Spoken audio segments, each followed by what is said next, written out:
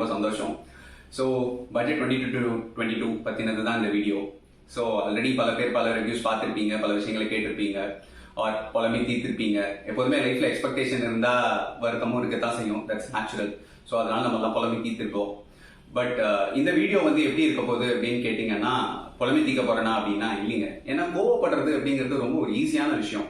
So ஒரு விஷயத்த கோவம் இல்லாமல் ஒரு சமநிலை பார்வையோட பார்க்கணும் அப்படிங்கிற மாதிரி தான் நான் இந்த வீடியோ வச்சிருப்பேன். எல்லா வீடியோஸுமே எல்லா விஷயத்தையுமே நான் அப்படி தான் பார்க்க நினைப்பேன். ஸோ அதை பேஸ் பண்ணி இந்த வீடியோவை ஷூட் பண்ணும்போது 3 செக்மெண்ட்டாக நான் அதை பிரிச்சிருக்கேன்.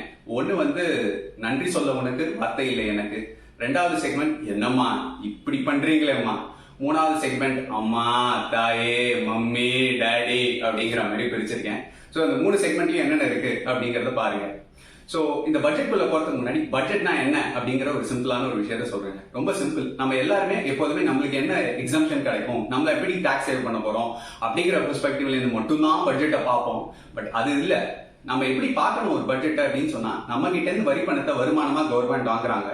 அதை வெவ்வேறு ஸ்கீம், ரூரல் ஸ்கீம், ரோடு போடுறதுன்னு பல விவசாயிகளுக்கு செய்யறதுன்னு சொல்லிட்டு பல எக்ஸ்பெண்டிச்சர்ஸ், எஜுகேஷன் அந்த மாதிரி பல எக்ஸ்பெண்டிச்சர்ஸ் பண்றாங்க. பற்றாக்குறைக்கு நம்ம பேரை சொல்லி கடன் வாங்குறாங்க. ஸோ நம்ம எல்லாரும் இந்த பட்ஜெட்டை எப்படி பார்க்கணும் அப்படின்னு சொன்னா, முதல்ல நம்ம கிட்ட இருந்து வாங்குற வருமானத்தை அவங்க சரியான வழிகளில் செயல்படுத்துறாங்களா அப்படிங்கறதையும் நம்ம பார்க்க வேண்டியது ரொம்ப முக்கியமான ஒரு விஷயம். அண்ட் இந்த பட்ஜெட்குள்ள நாம எப்படி இதை பாக்குறோம் அப்படிங்கிறதுக்குள்ள போகிறதுக்கு முன்னாடி நம்ம நிர்மலா மேடம் என்ன எப்படி பார்த்தாங்க, இந்த கவர்மெண்ட் எப்படி இந்த பட்ஜெட்டை பார்த்தாங்க அப்படிங்கிறதுக்கு அவங்களே ஒரு கதை சொல்லியிருந்தாங்க.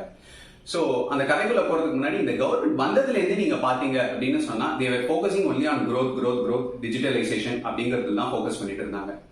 ஸோ அவங்க சொன்ன கதை என்ன அப்படின்னா, ஒரு கிரிக்கெட் மேட்ச் எடுத்துக்கிட்டீங்கன்னா முதல்ல வர ஓப்பனிங் பிளேயர்ஸும் பவர் பிளேல அடிச்சு தம்சம் பண்ணுவாங்க, சரியா?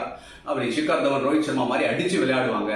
ஒருவேளை அவங்க படக்குன்னு அவுட் ஆயிட்டாங்கன்னா நடுவில் வரக்கூடிய விராட் கோலி, இல்ல முன்னாடி ஆடிட்டு இருந்த நம்ம அஜிங்கியா ரஹானே, ரிஷப் பண்ட நான் கணக்குல எடுத்துக்கல, ஒரு எக்ஸெப்ஷன், ஒரு ஸ்ரேயஸ் ஐயர், இவங்கெல்லாம் வந்து நின்று நிதானமா தான் ஆடணும், ஒரு ஸ்டெபிலிட்டி கொடுக்கணும், விக்கெட்டை லூஸ் பண்ணாம அப்படின்னு சொல்லியிருந்தாங்க.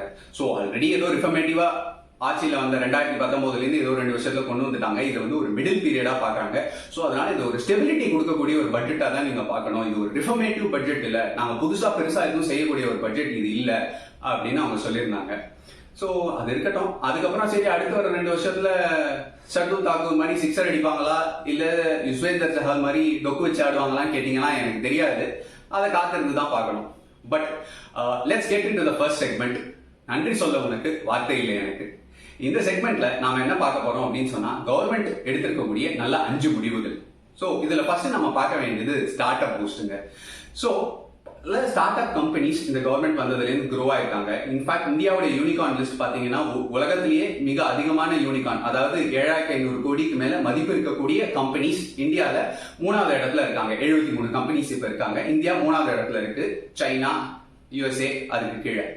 ஸோ இந்த ஸ்டார்ட் அப் பூஸ்ட் ஏன் முக்கியம் அப்படின்னு பாத்தீங்கன்னா, ஃபேஸ்புக், கூகுள் இந்த மாதிரி நம்ம பல கம்பெனி யூஎஸ்ல பார்த்து ஆஹா ஓஹோ அப்படின்னு பாராட்டி இன்னைக்கும் நம்ம யூஸ் பண்ணிட்டு இருக்கோம். இது எல்லாமே ஒரு காலத்துல ஸ்டார்ட் அப்பா தாங்க இருந்தது. ஸோ அந்த மாதிரி பல ஸ்டார்ட் அப்ஸை நம்ம பூஸ்ட் பண்றது மூலியமா தான் நம்மளுடைய எக்கானமியை நம்ம ஒரு பெரிய லெவலுக்கு எடுத்துட்டு போக முடியும் அப்படிங்கிறதுல எந்த சந்தேகமுமே இல்லை. ஸோ அந்த மாதிரி இவங்க பூஸ்ட் பண்ணிருக்கக்கூடிய ஸ்டார்ட் அப்ஸ் நீங்க பாத்தீங்க அப்படின்னா, drone as a service. So அதுக்கு நிறைய இன்சென்டிவ்ஸ் கொடுத்து நீங்க ஆரம்பிங்க அப்படின்னு சொல்றாங்க. இன்னொன்னு ஏவிஜிசி, நம்ம எல்லாம் கேம்ஸ் நிறைய விளையாடுவோம். ஸோ இந்த கேம்ஸ் ரிலேட்டட் ஏரியாவையும் நாங்க பூஸ்ட் பண்றதுக்கு தனியா ஒரு டாஸ்க் ஃபோர்ஸ் எனேபிள் பண்ண போறோம், அதுல நிறைய ஜாப் கிரியேஷன் பண்ண போறோம் அப்படின்னு சொல்லியிருக்காங்க. ரொம்ப வரவேற்கத்தக்க ஒரு விஷயங்க. ஸ்டார்ட் அப்லாம் வந்தா நான் என்னப்பா எனக்கு என்ன பிரயோஜனம் அப்படின்னு இண்டிவிஜுவல் பெர்ஸ்பெக்டிவ்ல யோசிக்காதீங்க. பல ஸ்டார்ட் அப், ஃபார் எக்ஸாம்பிள் கிரெட் மாதிரி ஒரு ஸ்டார்ட் அப்பை யூஸ் பண்ணக்கூடிய கிரெடிட் கார்டு பேமெண்ட்ஸ் எல்லாருக்கும் நம்ம கேஷ்பேக் ரிசீவ் பண்ணிருக்கோம். பேடிஎம்ல இருந்து நிறைய கேஷ்பேக் ரிசீவ் பண்ணிருப்போம். இது எல்லாமே ஒரு இடத்துல ஸ்டார்ட் அப்பா தானே இருந்தது. ஸோ ஸ்டார்ட் அப்ஸ் நான் தெரிஞ்ச 1-2 எக்ஸாம்பிள் சொன்னேன். பட் இது மட்டும் இல்ல, நிறைய ஜாப் கிரியேஷன்ஸ்க்கும் ஹெல்ப் பண்றாங்க. அண்ட் இன்ஃபேக்ட் ஸ்டார்ட் அப்ல ஈகோ சிஸ்டம்ல நீங்க இந்தியாவில் பாத்தீங்கன்னா பெங்களூர் தான் லீடிங்ல இருந்தது லாஸ்ட் ஃபியூ இயர்ஸா. பட் இந்த வருஷம் டெல்லி தூக்கி அடிச்சு கிட்டத்தட்ட 4000க்கும் மேற்பட்ட ஸ்டார்ட் அப்ஸ் ஆரம்பிச்சிருக்காங்க. அந்த லிஸ்ட்ல அடுத்த வருஷ சில வருஷங்கள்ல தமிழ்நாடு வரணுங்கிறது என்னுடைய ஒரு சின்ன கனவுங்க. ஸோ ஸ்டார்ட் அப் பூஸ்ட் கொடுத்திருக்காங்க நிறைய. ஸோ அது வரவேற்கத்தக்க ஒரு விஷயம், பாராட்டணும். 2வது ஆயில் சீட்ஸ் வந்து பூஸ்ட் பண்றதுக்கு நிறைய இன்சென்டிவ்ஸ் கொடுப்போம், அதுக்கு ஒரு ஸ்கீம் கொடுக்க போறோம் அப்படின்னு சொல்லியிருக்காங்க. அதனால என்னப்பா அப்படின்னு கேட்டீங்கன்னா, இந்தியால இன்னைக்கு கிட்டத்தட்ட நம்மளுக்கு தேவையில உள்ள 65% பாம் ஆயில வந்து இந்தோனேஷியா, மலேசியா போன்ற வெளிநாடுகள்ல இருந்தா நிறைய இம்போர்ட் பண்ணிட்டு இருக்கோம். இப்ப நான் பாம் ஆயிலாம் வீட்டுல யூஸ் பண்றது இல்லை, நாங்க சுத்தமான மரச்செடி என்னதான் யூஸ் பண்ணுவோம் அப்படின்னு நினைச்சீங்கன்னா அப்படி இல்ல. அன்றாட வாழ்க்கையில நாம சாப்பிடக்கூடிய பிஸ்கெட், ஸ்நாக்ஸ் எல்லா இடத்துலயுமே யூஸ் பண்ற ஒரு பேசிக் ரா மெட்டீரியல் வந்து பாம் ஆயிலுங்க. சோ அந்த பாம் ஆயில் இல்லாம நிறைய வெவ்வேறு வகையான ஆயில்ஸையும் அதுல யூஸ் பண்ணலாம். Like mustard seeds, mustard oil, அந்த மாதிரியான விஷயங்கள்லாம் யூஸ் பண்ணணும்னு சொல்லி இதுக்கு தனியா நாங்க ஒரு ஸ்கீம் கொடுக்க போறோம், நிறைய இன்சென்டிவ்ஸ் கொடுக்க போறோம் அப்படின்னு சொல்லி பட்ஜெட்ல அதுக்கு ஒரு அமௌண்ட் ஒதுக்கியிருக்காங்க. அண்ட் அந்த ஸ்கீம்ஸ் எல்லாம் என்ன சொல்ல போறாங்கன்றது இனிமேல் தான் நம்மளுக்கு தெரியும். சோ இது ஒரு வரவேற்கத்தக்க விஷயம். ஏன்னா நம்ம அதிகமா வெளிநாட்டை டிபெண்ட் பண்ணி இல்லாம உள்நாட்டில இருந்தே நம்மளுடைய தேவையை ப்ரொடியூஸ் பண்ணிக்கலாம் அப்படிங்கிறதுனால. 3, போஸ்ட் ஆபீஸ் டிஜிட்டலைசேஷன். அதாவது போஸ்ட் ஆபீஸ் எல்லாம் வந்து டிஜிட்டலைஸ் பண்ண போறோம் அப்படின்னு சொல்லியிருக்காங்க. நம்மள சிட்டியில இருக்கிற பல பேருக்கு, இந்த வீடியோவை பாக்குற சிட்டியில இருக்கிறவங்களுக்கு போஸ்ட் ஆபீஸோட இம்பார்ட்டன்ஸ் தெரிஞ்சாம வந்திருக்கலாம். பட் மண்டேலா மாதிரி படத்தை நீங்க பாத்துருந்தீங்க ஒருவேளை அப்படின்னா போஸ்ட் ஆபீஸோட இம்பார்ட்டன்ஸ் என்னங்கிறது உங்களுக்கு கண்டிப்பா தெரிஞ்சிருக்குங்க. ஏன்னா ரூரல் இந்தியால இன்னைக்கும் பல பேர் சரியா போஸ்ட் ஆபீஸ்ல தான் அவங்களுடைய பணத்தை சேவிங்ஸ் வச்சுட்டு இருக்காங்க. போஸ்ட் ஆபீஸ் ஸ்கீம்ஸ்ல தான் நிறைய டெபாசிட் பண்ணிருக்காங்க. இன்ஃபேக்ட் என்னுடைய ஆரம்ப காலத்துல எங்க அம்மா கூட போஸ்ட் ஆபீஸ்ல ஆர்டி எல்லாம் போட்டது உண்டு, நானும் பார்த்திருக்கேன். அதை இப்போ அது அவ்வளவா இல்ல. சோ இதை டிஜிட்டலைஸ் பண்றதுனால என்னப்பா யூஸ் அப்படின்னு கேட்டீங்கன்னா, அசியூம் பண்ணுங்க, இப்போ ஒரு கிராமத்துல ஒரு அம்மா இருக்காங்கன்னா அவர் பையன் வெளிநாட்டுல ஒர்க் பண்ணிட்டு இருக்காரு அப்படின்னா இமீடியட்டா அவங்களுக்கு பணம் டிரான்ஸ்ஃபர் பண்ணணும் அப்படின்னு சொன்னா இப்போ போஸ்ட் ஆபீஸ் மூலியமா தான் பண்ண முடியும். பேங்க்ல உங்களுக்கு அக்கௌண்ட் இல்ல அப்படின்னா ரொம்ப ஒரு கஷ்டமான விஷயமா இருக்கும் அது. ஆனா இந்த போஸ்ட் ஆபீஸ் டிஜிட்டலைஸ் பண்ணி பேங்கிங் சிஸ்டமோட இதை ஒண்ணு சேர்க்கும் போது ஈஸியா சிம்பிளா ஒரு சிங்கிள் கிளிக்ல இப்ப எப்படி ஜிபேல நம்ம பே பண்றோமோ அந்த மாதிரி அவர் அமௌண்ட்டை டிரான்ஸ்ஃபர் பண்ணி விட்டுருவாரு. அவங்க அம்மாவுக்கு வந்து போஸ்ட் ஆபீஸ் போய் ஈஸியா அவங்க அந்த பணத்தை எடுத்துக்கலாம். சோ இந்த டிஜிட்டலைசேஷன் ரொம்பவே வரவேற்கத்தக்க ஒரு விஷயம். Again applause. Number 4. So number 4 என்னன்னா, டிஃபென்ஸ் ப்ரொடக்ஷனை அதிகமா பூஸ்ட் பண்றாங்க. இது எனக்கு பர்சனலாவே ரொம்ப பிடிச்ச ஒரு விஷயம். ஏன் அப்படின்னா நம்ம ராணுவத்துக்கு தேவையானதை நாம தானே ப்ரொடியூஸ் பண்ணணும். வெளிநாட்டை நம்பி ரஷ்யா, அமெரிக்கா அப்படின்னு நிறைய நம்ம வாங்குறோம். மெயினா ரஷ்யா கிட்டே இருந்து அதிகமா வாங்குவோம். சோ இந்த மாதிரி வெளிநாட்டுல இருந்து இருந்தது போக இந்தியால அதிகமா ப்ரொடக்ஷனை பூஸ்ட் பண்ணணும்னு சொல்லி இதுக்கு முன்னாடி 58% ராணுவ தேவைகளை இந்தியால இருந்து வாங்கிட்டு இருந்தோம். இப்ப அது 68% வாங்க போறோம் அப்படின்னு சொல்லி and defence related start ups எல்லாமும் நிறைய ப்ரமோட் பண்ணுவோம் அப்படின்னு சொல்லியிருக்காங்க. இன்ஃபேக்ட் நீங்க ஸ்டாக் மார்க்கெட் அதிகமா பாக்குறவரா ரீசெண்டா லிஸ்ட் ஆன பராஸ் டிஃபென்ஸ் அப்படிங்கிற மாதிரியான கம்பெனிஸை பத்தி எல்லாம் கூட பார்த்திருப்பீங்க. சோ ஒன்ஸ் அகைன் இது வரவேற்கத்தக்க விஷயங்க. நம்பர் 5, PM கதி சக்தி அப்படின்னு சொல்லிட்டு நிறைய இன்ஃப்ராஸ்ட்ரக்சர் பூஸ்ட் பண்ண போறோம், நிறைய ரோட் போட போறோம். இந்த லாஜிஸ்டிக்ஸ் கம்பெனிஸ் எல்லாம் வேலை பார்த்துட்டு இருக்காங்க இல்லையா, அதெல்லாம் ஒரே போர்ட்டல்ல ஆன்லைன்ல ஒன்னு இணைக்க போறோம். இது மூலியமா நிறைய காஸ்ட் பெனிஃபிட்ஸை கொடுக்க முடியும். அதாவது ஃபார் எக்ஸாம்பிள் உங்களுக்கு புரியுற மாதிரி சொல்ல ட்ரை பண்றேன். ஒரு ரோடு நல்லா இருந்தது அப்படின்னு சொன்னா அதுல டிராவல் பண்றது ஈஸியா இருக்கும். சோ மைலேஜ் வந்து சரியா உங்களுக்கு நிறைய கொடுக்கும். அப்படி கொடுக்கும்போது ஆட்டோமேட்டிக்கா டிரான்ஸ்போர்ட் செக்டார் நம்மளுக்கு குட்ஸை டிரான்ஸ்ஃபர் பண்றவங்களுக்கு காஸ்ட் குறையும். சோ இந்தியாவோட இன்னைக்கு லாஜிஸ்டிக்ஸ் ஜிடிபி பாத்தீங்க அப்படின்னு சொன்னா 12% ஆஃப் இந்தியா ஜிடிபி லாஜிஸ்டிக்ஸ் தான் கவர் பண்ணுது. அதை 8% குறைக்கிறது மூலியமா நம்மளுக்கு பொருளுடைய விலைகள் எல்லாம் குறைக்க முடியும் அப்படின்னு கவர்மெண்ட் நம்புறாங்க. பட் இந்த பெனிஃபிட்ஸ் எல்லாம் அந்த ரெஸ்பெக்டிவ் கம்பெனிஸ் லைக் எஃப்எம்சிஜி, ஐடிசியா இருக்கட்டும், இல்ல இந்துஸ்தான் யூனிலிவரா இருக்கட்டும், அந்த மாதிரி கம்பெனிஸ்க்கு எல்லாம் இந்த பெனிஃபிட் போய் சேரும் அப்படின்னு நம்புறாங்க. இந்த பெனிஃபிட்ஸ் எல்லாம் அவங்க நம்மளுக்கு பாஸ் பண்ணுவாங்களா இல்லையா அப்படிங்கறத வெயிட் பண்ணி தான் பார்க்கணும். பட் உண்மையிலுமே இந்த மூவ் இன்ஃப்ராஸ்ட்ரக்சர் டெவலப்மெண்ட் அப்படிங்கிறது ஒரு வரவேற்கத்தக்க விஷயம் தாங்க. சோ இந்த ஷோ முடிஞ்சிருச்சு. அடுத்த செக்மெண்ட் குள்ள போவோம். அடுத்த செக்மெண்ட் குள்ள நீங்க பாத்தீங்க அப்படின்னு சொன்னா, என்னம்மா இப்படி பண்றீங்களேம்மா. சோ இந்த செக்மெண்ட்ல கவர்மெண்ட் எடுத்திருக்கக்கூடிய ஒரு சில முடிவுகள் அதை வேற எப்படி டிஃபரெண்டா செஞ்சிருந்தா இன்னும் பெட்டரா இருந்திருக்கும்னு பார்க்க போறோம். முதல் விஷயங்க, சரியா, MSME. எனக்கு கொஞ்சம் தமிழ் கரெக்டா வராது, கோச்சுக்காதீங்க. சிறு குறு தொழிலுக்கெல்லாம் ஒரு தனி அமௌண்ட் கொடுப்பாங்க. அதாவது என்ன பண்றாங்க அப்படின்னு சொன்னா, அவங்களை வந்து கடன் வாங்கிக்கோ, நான் உனக்கு நீ கேரண்டி எல்லாம் தர. இப்போ ஃபார் எக்ஸாம்பிள் நம்ம போய் பேங்க்ல கடன் வாங்கணும்னா இதை சேலரி பர்சனா இருந்தா நம்ம சேலரி ப்ரூஃபா காட்டணும், இல்லாட்டி நம்ம வீடு இருந்ததுன்னா வீடு அடமானம் வச்சு கடன் வாங்குவோம். சோ அந்த மாதிரி கடன் வாங்குறதுக்கு நீ எந்த கேரண்டியும் தர தேவையில்ல, நான் உனக்கு கேரண்டி தரேன், 50,000 கோடி அதுக்கு ஃபண்ட் ஒதுக்கி இருக்கேன், நீங்க போய் கடன் வாங்கிக்கோங்க அப்படின்னு சொல்றாங்க. இது ஒரு வரவேற்கத்தக்க விஷயமா பார்த்தாலும் இப்ப இருக்கிற சூழ்நிலையில பல சிறு குறு தொழில் ரொம்ப கஷ்டப்பட்டுட்டு இருக்காங்க. சோ இதை மார்க்கெட் ரிப்போர்ட்ஸ்ல இருந்து படிச்சுதான் நானும் தெரிஞ்சுக்கிறேன். ரொம்ப கஷ்டப்பட்டு இருக்கிற இந்த நேரத்துல அவங்களுக்கு நீங்க கடன் கொடுத்தீங்கன்னா பிசினஸ் அதிகமா வளர்ந்தாதான் அவன் பணம் சம்பாதிச்சு அந்த கடனை திரும்ப கொண்டு போய் அடைக்க முடியும். ஸோ பிசினஸே வளராம இருக்கக்கூடிய இந்த ஒரு தருணத்துல வெறும் கடனை மட்டும் கொடுக்கறதுங்கிறது ஒரு சரியான வழி இல்லை. வேற இன்னும் என்ன பெட்டரா பண்ணிருக்கலாம் அப்படின்னு கேட்டீங்கன்னா, மேபி மிக குறைந்த வட்டியில கடன் கொடுத்துருக்கலாம். இல்ல ஒரு வருஷத்துக்கு வட்டியே நீ கட்ட வேண்டாம், கடன் நீ ஒரு வருஷம் கழிச்சு அதுக்கப்புறம் தான் நான் வட்டி போடுவேன் கட்டுவேன் அப்படிங்கிற மாதிரி ஒரு பூஸ்ட் கொடுத்துருக்கலாம்.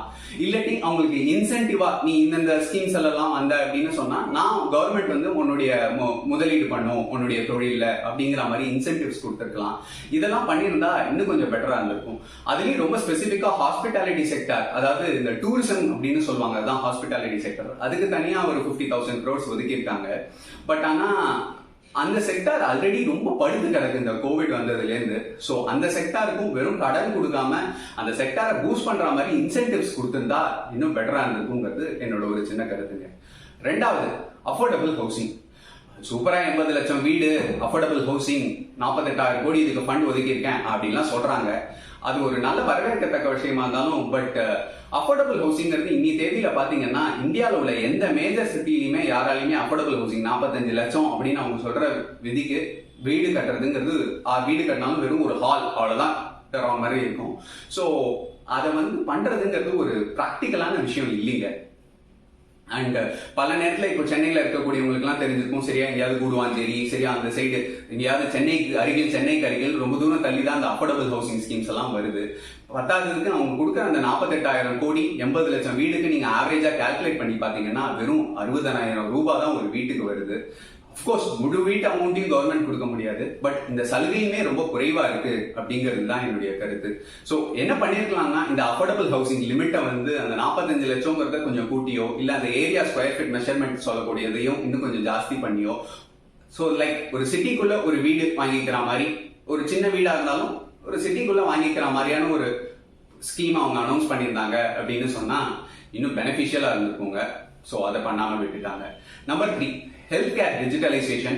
மென்டல் ஹெல்த்துக்கான ஒரு ஆன்லைன் போர்ட்டல். ஸோ எல்லாத்தையும் டிஜிட்டலைஸ் பண்றோம் அப்படின்னு சொல்லிட்டு இறங்குறாங்க. ரொம்ப நல்ல விஷயம் தான். இப்போ ஃபார் எக்ஸாம்பிள் நம்மளுக்கு ஒரு ஹாஸ்பிட்டல் தெரியணும், ஒரு ஹாஸ்பிட்டல் தெரியணும், இல்ல ஒரு ஹாஸ்பிட்டல கன்சல்ட் பண்ணணும், ஒரு டாக்டரை கன்சல்ட் பண்ணணும்னா இமீடியட்டா அந்த கவர்மெண்டோட ஆன்லைன் போர்ட்டல்ல போயிட்டு, இன்னும் வரல அந்த ஸ்கீம்ஸ் எல்லாம் அனௌன்ஸ் பண்ணுவாங்க, நம்ம ஆன்லைன்ல வந்ததுக்கு அப்புறம் போயிட்டு கன்சல்ட் பண்ணிக்கலாம் ஃப்ரீயா அப்படிங்கிற மாதிரி தான் அந்த ஸ்கீமை நான் புரிஞ்சுட்டு இருக்கேன் சொல்றாங்க. ரொம்ப வரவேற்கத்தக்க விஷயம் தான். ஆனா ஹாஸ்பிட்டல் அப்படிங்கிறது என்னைக்குமே வெறும் ஆன்லைன்லயே பண்ணக்கூடிய விஷயம் இல்லைங்களே. பல விஷயங்களுக்கு நம்ம நேர்ல தானே ஹாஸ்பிட்டல் போவோம். ஏதாவது ஒரு விஷயம் அப்படின்னா நம்ம ஹாஸ்பிட்டலுக்கு தானே போவோம்.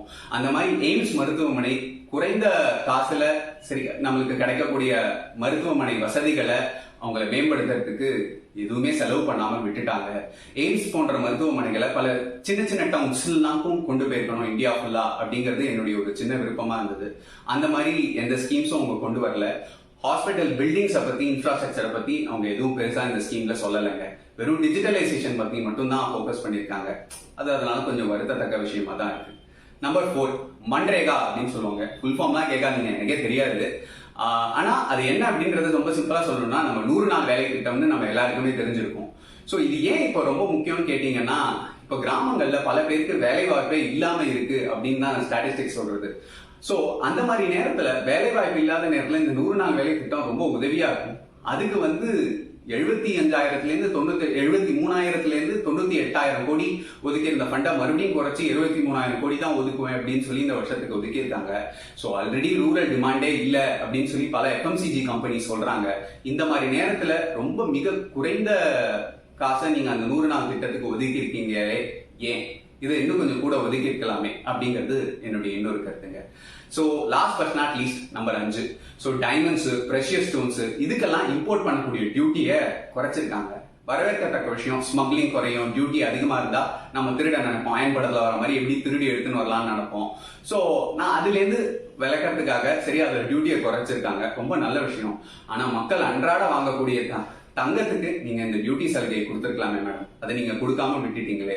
இந்தியாவில் உள்ள எல்லாருமே வாங்கக்கூடிய ஒரு விஷயம் தங்கமா தான் இருக்கும். வெறும் பணக்காரங்க மட்டுமே வாங்கக்கூடிய விஷயம் தான் டைமண்டா இருக்கும்.